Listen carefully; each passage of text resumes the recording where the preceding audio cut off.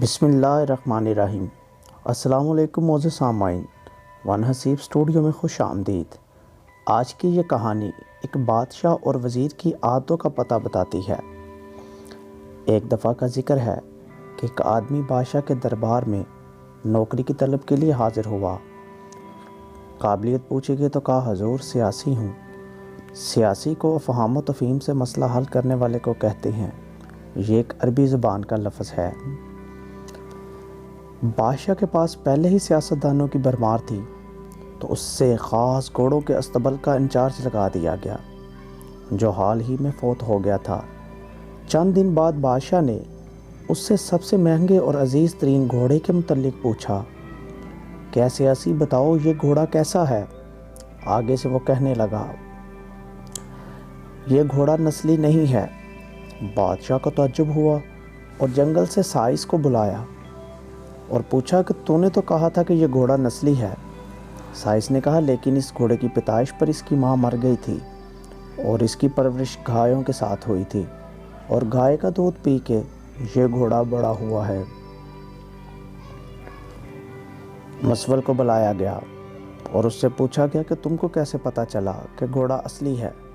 تو اس نے کہا کہ جب یہ گھاس کھاتا تھا تو گایوں کی طرح سر نیچے کر کے کھاتا تھا، جبکہ نسلی گھوڑے منہ میں گھاس لے کر سر اٹھا کر چارہ کھاتے ہیں۔ بادشاہ حیران ہوا۔ بادشاہ اس کی فراست سے بہت متاثر ہوا اور اس کے گھر اناج، گھی، دمبے اور پرندوں کے اعلیٰ گوشت بھجوا دیے اور ساتھ ہی اس سے ملکہ کے محل میں ملکہ کا خاص تعینات کر دیا گیا۔ کچھ دن بعد بادشاہ نے وزیر سے پوچھا کہ میری بیوی کیسی ہے؟ اس سے رائے مانگی تو اس نے کہا طور اتوار تو ملکہ جیسے ہیں لیکن شہزادی نہیں ہے۔ بادشاہ کے پیروں تلے زمین نکل گئی۔ حواس بحال کی اور اپنی ساس کو بلایا۔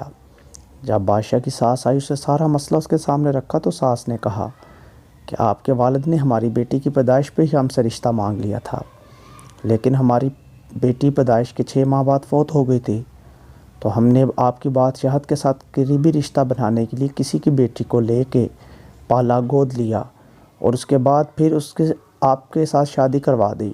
بادشاہ نے فوراً مستول کو طلب کیا اور پوچھا کہ تمہیں کیسے پتہ چلا؟ تو اس نے کہا کہ ان کا خادموں کے ساتھ سلوک جاہلوں سے بھی بدتر ہے۔ بادشاہ کی فراست سے بہت متاثر ہوا، بہت سارا اناج، بھیڑ بکریاں بطور انعام اس کے گھر بھجوا دیے اور اسے اپنے دربار میں متعین کروا دیا۔ کچھ دن بعد بادشاہ نے اسے بلایا، اس سے اپنے بارے میں دریافت کیا تو اس نے کہا جان کی امان پاؤں۔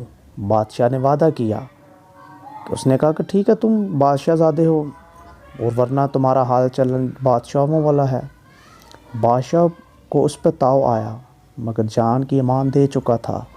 سیدھا والد کے پاس گیا، محل پہنچا اور اس وقت دریافت کیا تو والدہ نے کہا کہ یہ بات سچ ہے، ہماری اولاد نہیں تھی، ہمیں تمہیں ایک چرواہے سے لے کے پالا تھا۔ بادشاہ نے مستول کو بلایا اور بتا تجھے کیسے پتہ چلا؟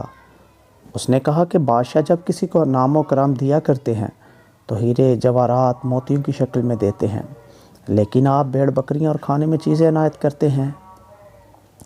یہ اسلوب کسی بادشاہ زادے کا نہیں ہے بلکہ کسی چرواہے کے بیٹے کا ہی ہو سکتا ہے۔ وزیر کی یہ بات سن کے بادشاہ حیران پریشان رہ گیا اور اس نے سوچا کہ اسی لیے سچ کہتے ہیں کہ عادتوں نسلوں کا پتہ بتا دیتی ہیں، عادتیں نسلوں کا پتہ بتا دیتی ہیں۔ اس طرح کی مزید ویڈیوز حاصل کرنے کے لیے ہمارا ون حسیب اسٹوڈیو چینل کو سبسکرائب کر دیں۔ اللہ حافظ۔